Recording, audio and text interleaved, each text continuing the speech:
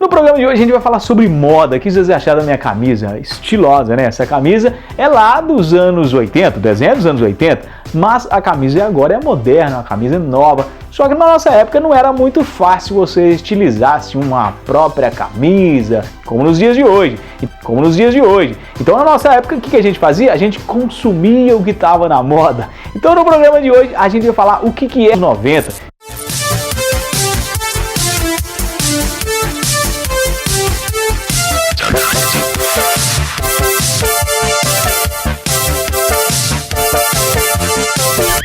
Opa! Sejam bem-vindos, senhoras e senhores, eu sou Marcelo Robocop. Se você procura entretenimento com um pouco de cultura inútil, seja bem-vindo ao Não Era Tão Fácil. Hoje em dia a moda é uma confusão danada. O pessoal usa terno de all-star, bota de bermuda, tênis sem meia, mas eu nem julgo esses looks meio maluco não. Até mesmo porque aqui no Brasil tinha um programa em rede nacional chamado Esquadrão da Moda, que tinha o objetivo de ensinar nós, meros mortais, a nos vestir. Mas convenhamos que se você assistiu esse programa alguma vez na vida, provavelmente já teve a impressão que o apresentador escolhia e vestia as roupas de luz apagada, ou se não fosse isso, provavelmente ele pegava uma pilha de roupas e mergulhava nela e do jeito que sair, saiu.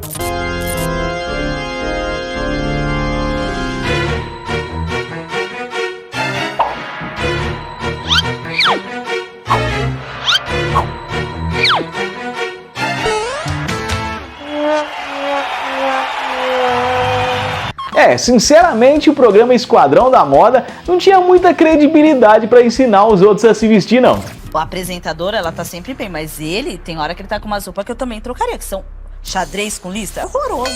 Meu Deus! E já que a gente começou falando de moda, no programa de hoje vamos relembrar as roupas da moda dos anos 80 e 90 que todo mundo queria usar e nós vamos mostrar se elas ainda sobrevivem ou se já foram para o espaço.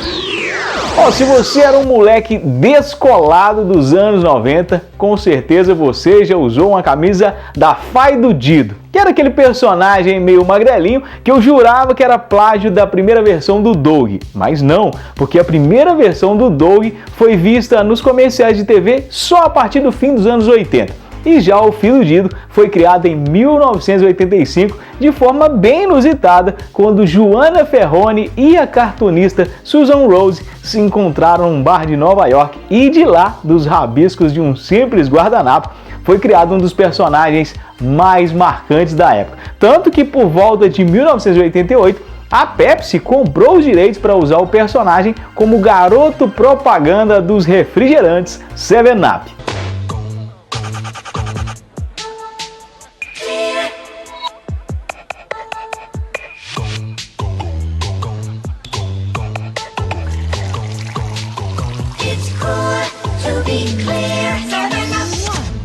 Além de mascote da Pepsi, nos anos 90, a marca explorou ao máximo a popularidade do personagem. Lançaram discos, CDs, dezenas de comerciais e até um jogo de videogame.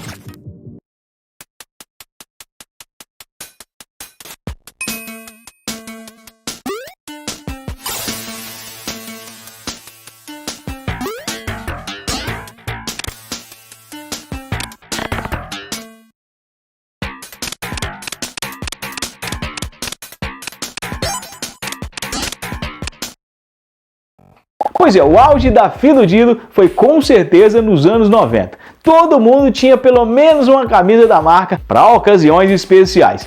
Mas e agora? Será que a marca faliu ou será que ainda existe?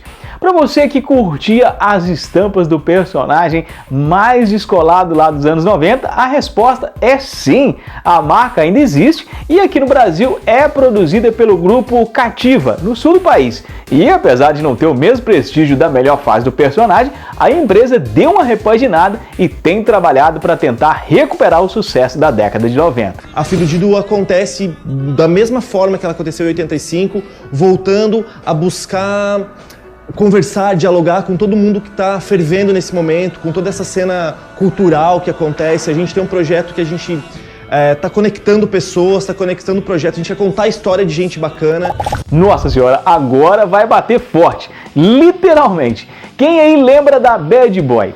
Pois é, a Bad Boy nasceu no comecinho dos anos 80, mas foi nos anos 90 que a marca estourou depois de começar a patrocinar os atletas do MMA, do surf e de esportes em geral. E aí, é claro que com tanta exposição da marca entre os atletas, a molecadinha da época começou a querer tudo que a Bad Boy lançava. E assim, a marca virou febre nos anos 90. Todo mundo queria levar para a escola um caderno da Bad Boy, uma mochila da Bad Boy.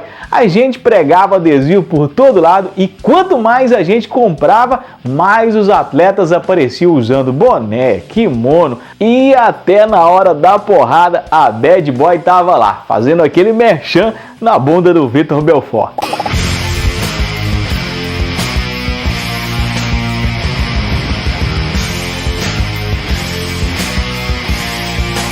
Pois é, esse short era um clássico nas lutas do MMA, mas ele fez sucesso mesmo, foi entre as meninas que vestia esse shortinho, ia lá pro meio da rua com a caixa de som amplificada e ficava rebolando a tarde toda. Só que no caso, a ideia desse short era para as lutas, mas como o pessoal viu que ele caiu no gosto das meninas, na época foi até criada uma versão feminina, que era o mesmo zoinho na bunda, só que com cílios, que virou a marca chamada Sexy Machine.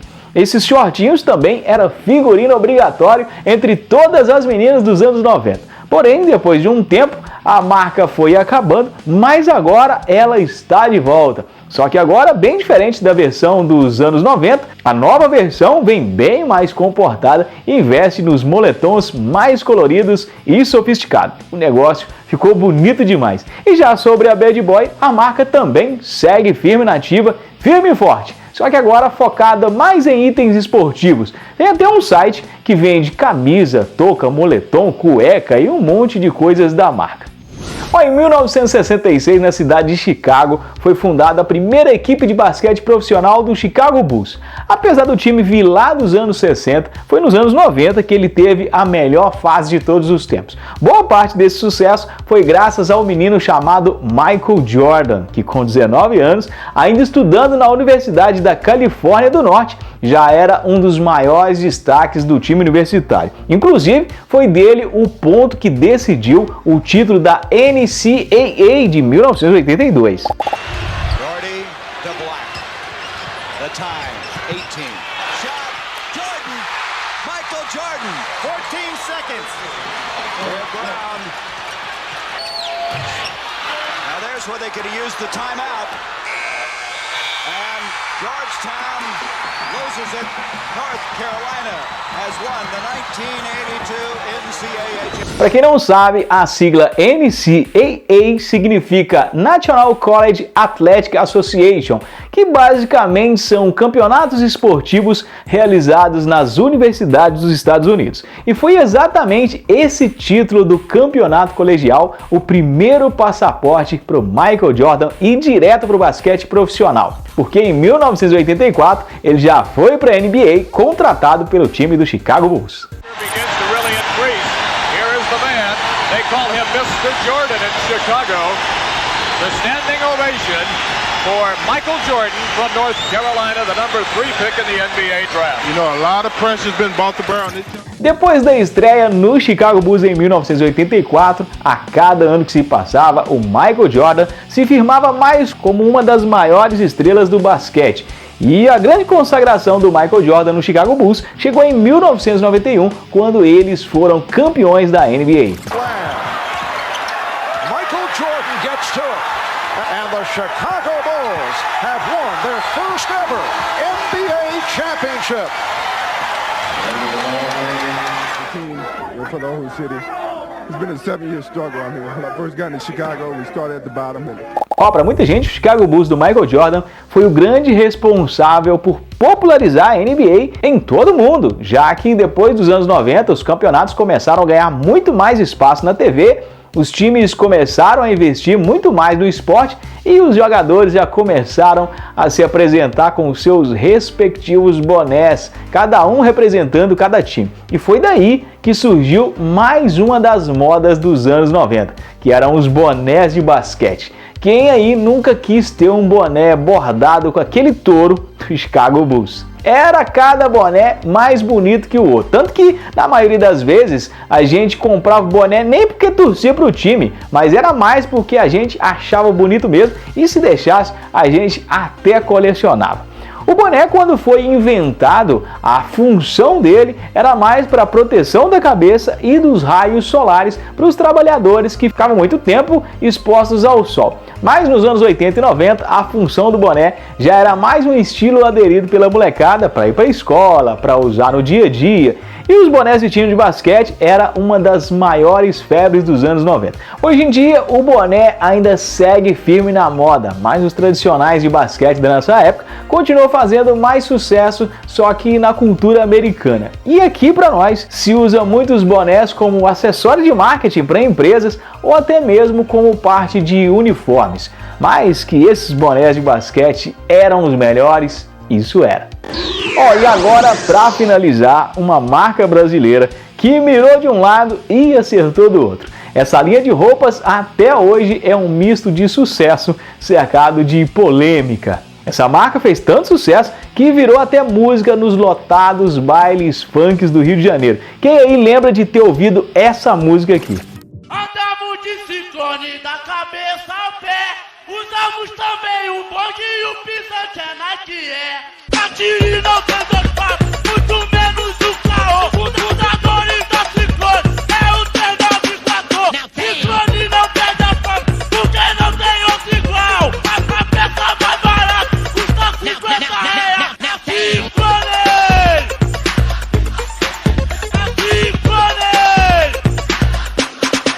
O baile funk das periferias do Rio de Janeiro começou a ganhar muita força por volta dos anos 70. Naquele tempo, os bailes na comunidade já arrastavam verdadeiras multidões de pessoas para se divertir nas favelas cariocas. Já nos anos 80, o funk era tão forte que já nem era mais um movimento da cultura carioca. O estilo musical já podia ser encontrado em vários outros estados e, por isso, cada vez mais chamava a atenção da mídia sobre o assunto.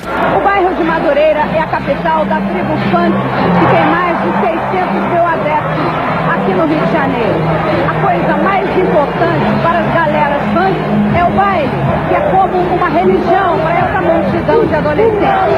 E o maior templo deles é esse aqui, o ginásio do Madureira. E é nesse momento que cruza duas histórias para o tema do nosso programa de hoje. Porque ao mesmo tempo que o funk crescia e ganhava mais espaço em meados dos anos 80, o surf brasileiro começava a ganhar muito destaque através do surfista Roberto Valério, que nessa época quis aproveitar a visibilidade que o surf estava tendo e foi aí que ele propôs uma parceria aos empresários Mauro Taubman e Luiz Freitas, que eram os donos da marca Company, que também fazia muito sucesso nessa época. E aí o Roberto Valério, que viajava muito para o Havaí e para a Austrália e sempre via por lá os atletas todos com marcas personalizadas, foi daí que ele teve a ideia de criar uma grife para os surfistas brasileiros. E aí o Robertão chegou para os donos da Company e falou: já pensei no nome, eu já pensei no estilo, a gente vai fazer uma coisa numa qualidade internacional, vamos patrocinar uns atletas para divulgar a nossa marca e não tem como dar errado não, o negócio vai estourar. E aí em 1984 saiu dessa parceria a marca nacional Ciclone, que no plano seria uma grife mais voltada para o público de surf e esporte. Mas aí você me pergunta, o que o surf tem a ver com o funk? O surf eu não sei, mas a marca do nada no final dos anos 80 e início dos anos 90 caiu no gosto da rapaziada da periferia. Talvez até mesmo por ser uma marca fabricada para surfistas, que nesse caso tinha um custo muito alto, a Ciclone acabou se transformando em um dos maiores símbolos de ostentação na época. O moleque podia não ter nada na vida, mas se ele tivesse um bermudão da Ciclone, vixi, aí ele tirava onda. Além das bermudas de veludo, tinham também as calças de veludo, que eram as mais desejadas. Pois é, a Ciclone por muito tempo, por preconceito, foi relacionada como marca de bandido. Apesar de ter sido criada para elite, a galera do surf, quem realmente aderiu à marca foi o público mais humilde das favelas. E não sou eu que estou falando isso não, se você fizer uma pesquisa rápida agora no Google, vai lá, pesquisa lá, surfista com roupa da Ciclone, vai lá, pesquisa lá. Não acha um, só vai encontrar a galera da massa funkeira. Massa funkeira não me leve a mal, vem com paz e amor curtir o festival. É muito legal. Então, sobre a marca fenômeno dos anos 90, a Ciclone ainda existe e faz muito sucesso com a galera do funk até hoje. Bem, eu vou ficando por aqui e hoje a gente falou um pouquinho sobre algumas marcas que fizeram sucesso nos anos 90. E coincidentemente, tudo ainda segue na ativa. Talvez não tenha o mesmo prestígio da época, mas as marcas estão por aí. E é nesse clima de anos 90 que eu vou terminando esse programa. Se você já usou uma camisa da Fidudido, um boné do Chicago Bulls ou uma bermuda da Ciclone, você precisa deixar o seu like. Se não for inscrito, também você precisa se inscrever e compartilhar com os seus amigos. Agora, se você tivesse um kit desse, imagina, um boné do Chicago Bulls, uma camisa do Fidudido, uma bermuda da Ciclone e aquele chinelinho Kenner, vixe, aí você era um super saiyajin da moda e fácil podia dominar o mundo. Então eu vou ficando por aqui com mais um Não Era Tão Fácil, transmitido pelo Super Canal, a maior emissora de Caratinga, Minas Gerais, para todo o Brasil através de suas plataformas digitais. E prometo que na próxima semana eu volto com mais um programa inédito e cheio de curiosidades da melhor época de todos os tempos. Então, até lá, valeu!